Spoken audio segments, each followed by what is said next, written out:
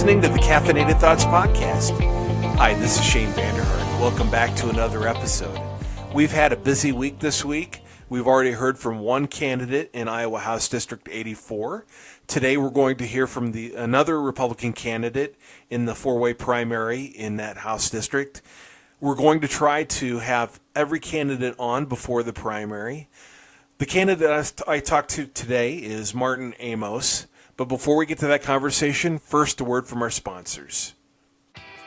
At American Principles Project, we believe that human dignity should be at the heart of public policy. We work in all 50 states and in Washington, D.C. to promote life, religious freedom, local control over education, authentic economic progress for working Americans, and a return to constitutional principles such as federalism. Want to help American Principles Project? Visit our website today, AmericanPrinciplesProject.org. That's American Principles, P-L-E-S, project.org. Sign up for email updates. Help us out. We want to work with you. That's AmericanPrinciplesProject.org. Hi, this is Brian Myers. When I needed a better life insurance plan, I found it with Travis Risvold of Modern Woodmen of America. When I first met Travis, he wasn't like some other life insurance agents that can be pushy and try to get you to buy something. Travis just made himself available to me. That was it. He told me to let him know if and when I needed anything, and he stayed in touch.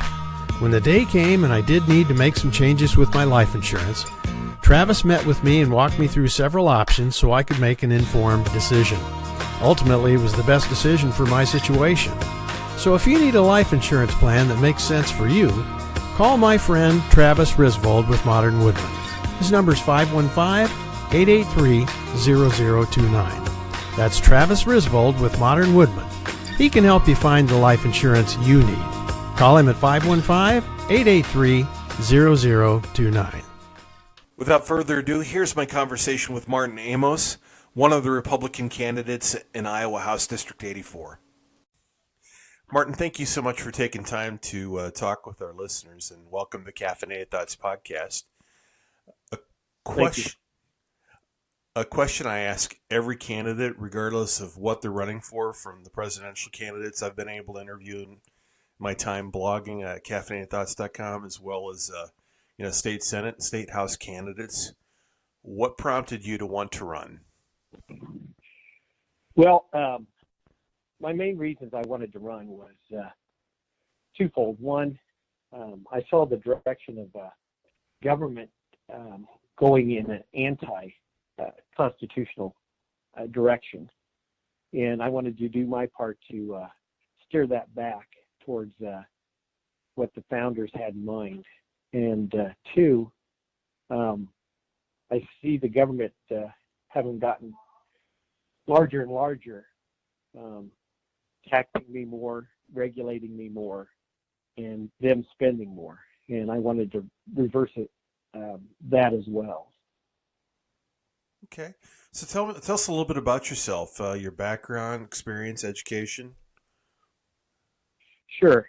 I grew up in Mount Pleasant, Iowa, and after high school, I went to Iowa State University to get a Bachelor of Science in Restaurant, Hotel, and Institution Management. Okay. After that, we went to Dallas, and that's where I spent time as a kitchen manager and then training managers and a corporate troubleshooter. But when my wife was pregnant with my daughter, we moved back to Iowa to be closer to the grandparents, and that's when I started wholesaling food to restaurants and stuff. And after taking the worst route in the state and building it up to the best, they started promoting me up the ranks into regional sales managers. But finally, they transferred me up to Minnesota to run the entire sales and distribution division of that company. And then after that, after about 30 years of that, then I kind of went into semi-retirement, bought a semi-truck, and started distributing the very product I was selling for years. I've been married to the same woman, Nancy Amos. Her maiden name was Hoover, for 35 years. It'll be 36 in October. And but I've actually known her since we were in kindergarten. Oh, wow. And yeah, and she's still with me. And well, that's good. I've got one daughter. She's 28. We're very fortunate. We lost a few in miscarriages and stuff. And I have one grandson, and he's 10. And so that's our family. Oh, and my dad's still around. My mom passed away about 17 years ago. And so we're a very small but close-knit family. Sounds great. So one of the topics I like discussing is education, since it takes up a huge amount of the general budget in the state of Iowa, 57%. This last budget, that's including Regent University, community colleges, K-12 education. And it seems like over the years we've had increasing centralization of control and surrounding policymaking, even school finance. The phrase local control in education, I was wondering, what does that mean to you, and what does that ideally look like? Yeah, so I'm old enough to remember more local control. Mm-hmm. Not total local control like, say, when my dad was young, but definitely a lot more local control than there is now. And that has cost local school districts a lot of money as the state has gotten more and more involved. You've got situations where the state could mandate standards, let's say, for the high school, 3 years of math and science, et cetera, and all that is revenue neutral. Mm-hmm. But when they start putting mandates onto schools to comply with certain things, and then they turn around and don't send the monies that go with that mandate, then our property taxes end up going up to help fund these mandates. But right. They're not coming from the local districts, they're coming from the state. I'd like to help reverse that trend. The purpose of education is to not just feed students information, but try to instill a desire to learn so they can learn for a lifetime. Because one of the things that's going to happen over their lifetime is that they may end up changing occupations. They may end up changing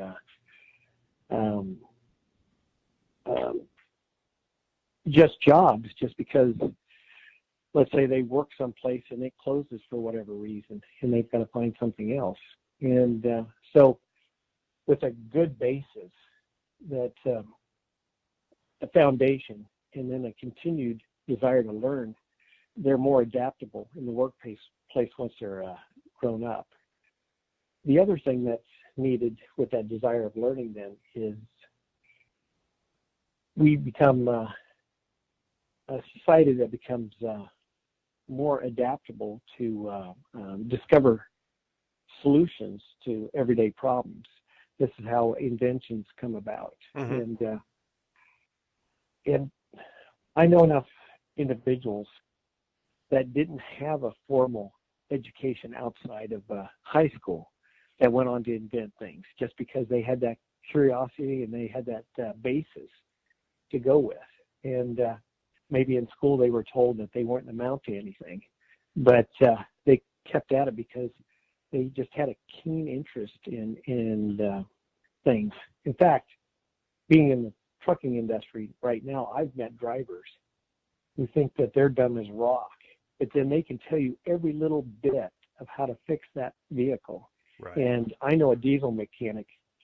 When you go to a shop, let's say a Volvo shop or a Mack dealer or whatever, and they're charging anywhere between $120 and $170 an hour to get your truck fixed. Yeah. So why these kids have been beat down while they're in school just disturbs me something terrible. the other problem with regurgitating just facts without using any thought process is evident now in a lot of college campuses where these kids have idolized the professors, and these professors are feeding them a lot of propaganda and absent of logic to come to that conclusion as to how they got there. And then we see college students who are pushing for, say, a socialist agenda instead of being awe-inspired as to how great this Constitution is and freedom in general and the free enterprise system. Okay. What's your view of the Common Core state standards that the state? I don't like them. Okay. I think that I don't like them at all. I think it complicates this teaching process, and it's a one-size-fits-all solution. And it's a federal program, and I know the states had to sign on, but it's almost like they were a bunch of lemmings that when they went to sign on to this, just trusting the educrats that this was the best solution. And now that they're in the middle of it, they're finding out it's not. Mm-hmm. And I love math. Our family is very good at math. I've got a brother. God bless you. Yeah, and I would never. Those words would never cross my lips. I even got a brother who's a math teacher, and we're going over this Common Core math with my grandson right now. And the way he has to arrive to a solution is just unreal. And then he gets frustrated, and then he thinks he's dumb because he can't get it. Right. And so we end up just showing it our way, and then he gets it, and then he's all happy, and he feels he's accomplished something. And that's what's missing in teaching right now, Right. So another education question. What is your view on school choice? A very strong proponent of school choice for multiple reasons. One, first of all, we always talk about we want choice in this, that, and the other thing, and that's part of freedom. So, and how an individual educates their child is the paramount choice there. Number two, what I like about choice is that it spurs competition. And so if the private school, whether it be secular or religious, or if they homeschool, mm-hmm. But let's just stick with the private school, for instance, against the public school. And if the private school is doing well, and that parent wants to send that child to a private school to get a better education, they must want it really bad because they're still paying property taxes, but right. They're spending the extra to educate their child better. That should be a signal to the public school to, hey, wait a minute, I need to educate these children better. Well, they say, I don't like the fact that money may travel away from our school district and to that child. Well, that is a monetary incentive for that school to do better as well, mm-hmm. because then they can retain those children. Where if it does not follow the child, then there's no incentive for that school district to improve. Hey, you're stuck, you have to be here, so you just take what we give you, and that's that. Right. And there's a lot of that attitude in government in general, and our public schools are pretty much government schools. Yeah, not pretty much. It's a monopoly. Yeah, and with any monopoly, you don't get service, and and there's no incentive to do better. Where in the private sector, you have incentive to do better. Okay. Recently, the Iowa legislature passed, and Governor Reynolds signed a fetal heartbeat abortion ban protecting preborn babies from 6 weeks on, provided with they listed several exceptions to that. Is that a bill that you would have supported if it had you been elected prior to that bill's passing? Oh yes, big time. In fact, I jumped up in joy when I heard that one passed. I was actually praying for its passage. I was trying to contact legislators as well as other individuals to contact their legislators to try to get this passed. It had overwhelmingly passed in the Senate. There were some holdups in the House, which then they wrote some changes, and then it finally passed in the House. The reason I'm very ecstatic about it is for a couple of reasons. One, I think life is the most important thing. Without that, then we can't even have liberty, Right. But the other thing is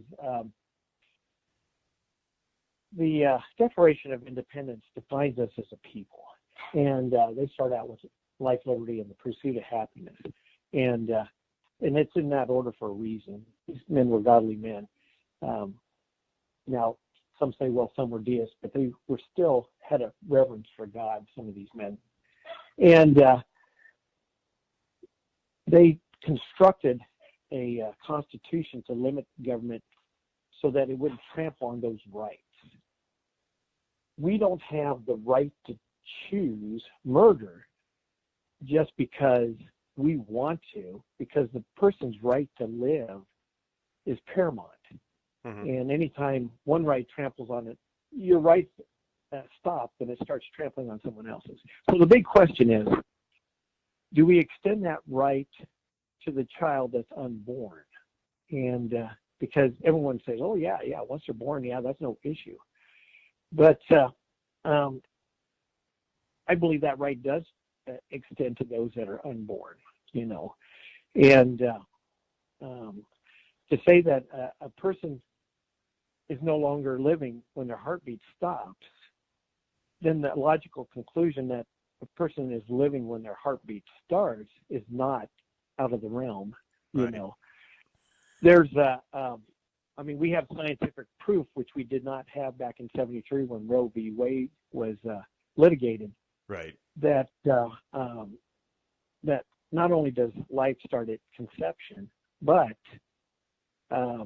we have scientific evidence now that shows that after a few days, there's signal from this new life to the host, to the mother, that hey, I'm not a bad thing in here. Don't send your antibodies to kill me. I'm a separate life. Right. And that's how the two can coexist together. The argument says, well, a wife or a mother can do what she wants with her body, but it ceased to be just one body at this point. Right. Now it's two different lives. And then also Fourth Amendment protections of due process. That child's innocent, and it's not getting any due process as well as to whether it's going to be executed or not. Yeah, so, Fifth Amendment, I think you're thinking of, but yeah. Yeah. Okay, moving on, speaking of Bill of Rights, and we got the Second Amendment. Sure. And the Second Amendment has been under attack, both at the federal as well as by Democrats at the state level. I don't know if you had a chance to watch Iowa Firearms Coalition put together a montage of statements made by Democratic gubernatorial candidates on their view of gun control. How do you believe gun rights and the Second Amendment should be protected in the state of Iowa? Okay, so if anything, we should loosen regulatory controls instead of strengthen or making them tougher, because the law-abiding citizen is just that. He's not. You're just making one more hurdle for that person to obtain their firearms. Mm-hmm. The criminal element, by nature, is not obeying the law. Right. And most killings are done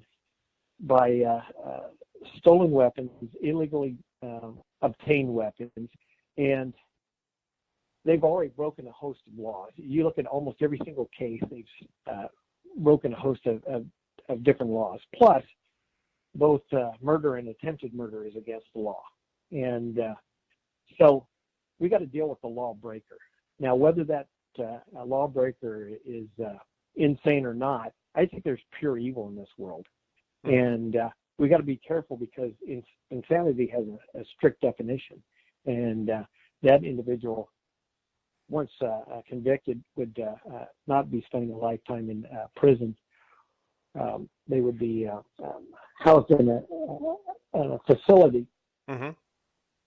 So it disturbs me how the language is being changed and twisted just to get their point of view and these laws passed. The Second Amendment was to protect us from a tyrannical government, pure and simple. These guys had just fought the most powerful nation in the world to get their freedom, and there was no way they wanted a government to do that again to them.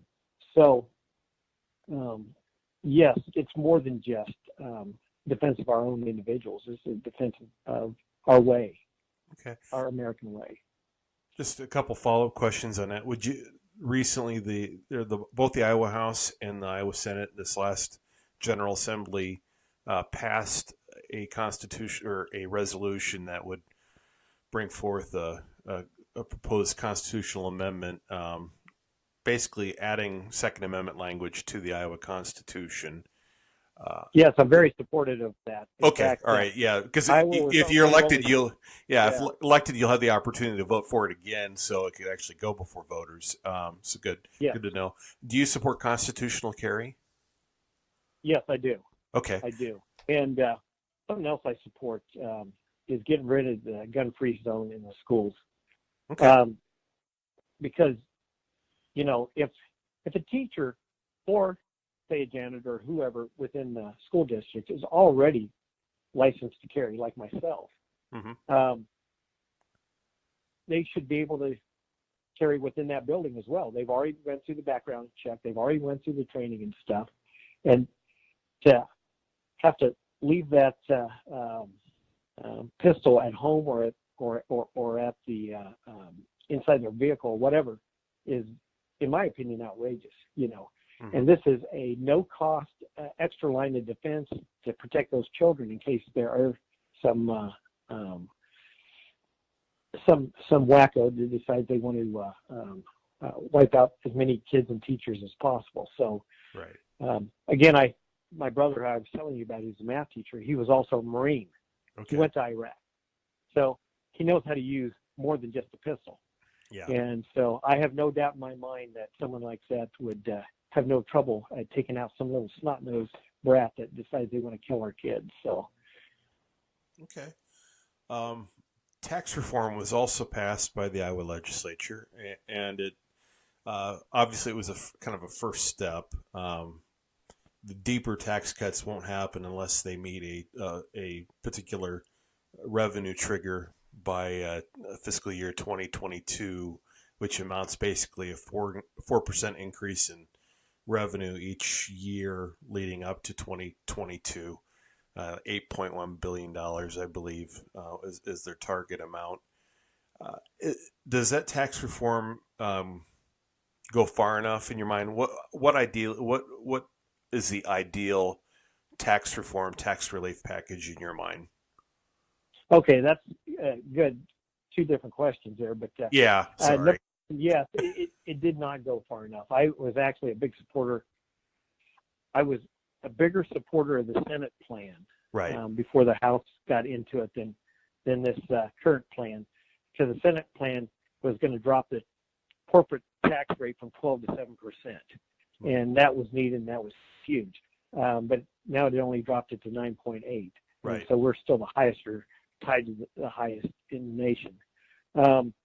The individual rate was also going to drop from 8.98 to 6.3, and where now it's at 8.53. And when I tell individuals when I'm knocking doors about that, a lot of the responses raised eyebrows or why bother, Right. And well, there'll be deeper cuts. Yeah, by 2022 there'll be deeper cuts, hopefully.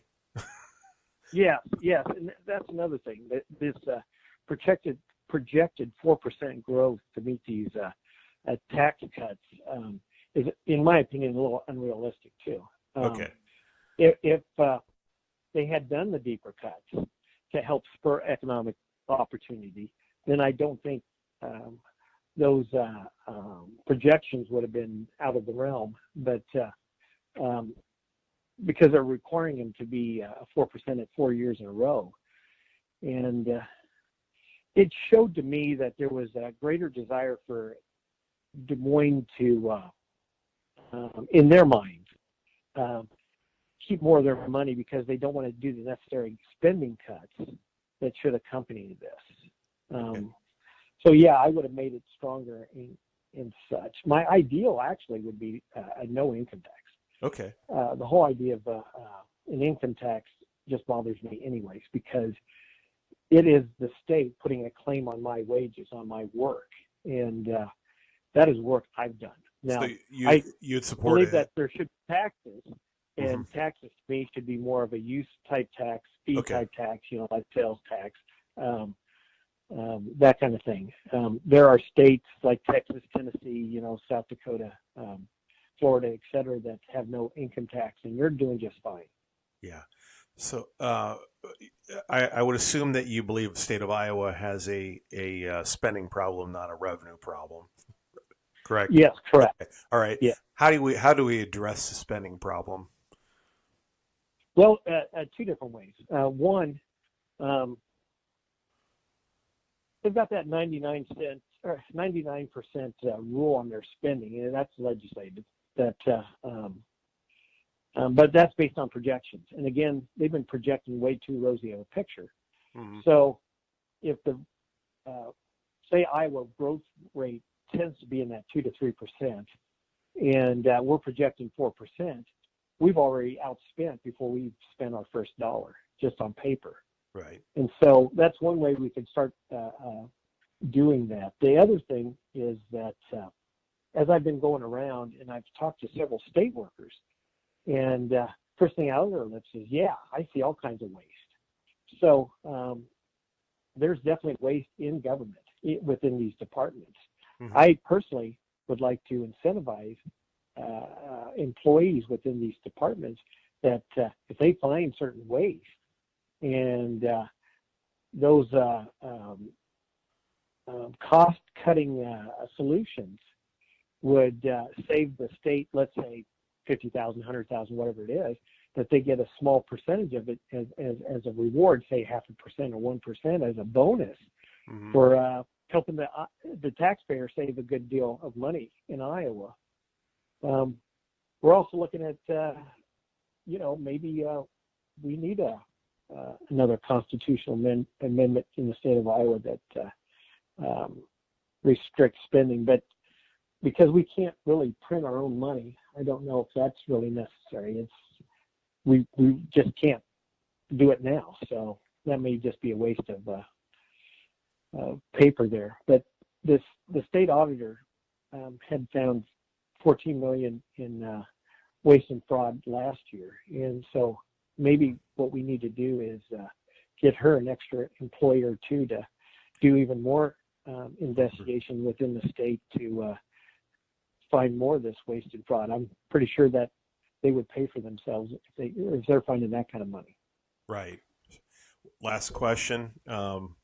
First, it's kind of a multi-part here. First, where can people learn more about your campaign? And then secondly, is there anything that you wanted to discuss today that we didn't get to?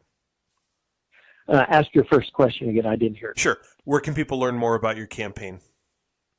Oh, okay. So if they type in Martin Amos for Iowa House, I have a Facebook page there, and we've got different video clips and other things there that they can learn more about me. And that's probably the primary reason right now, or way to learn about me.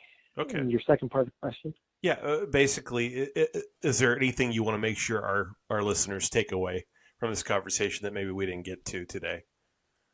No, not really.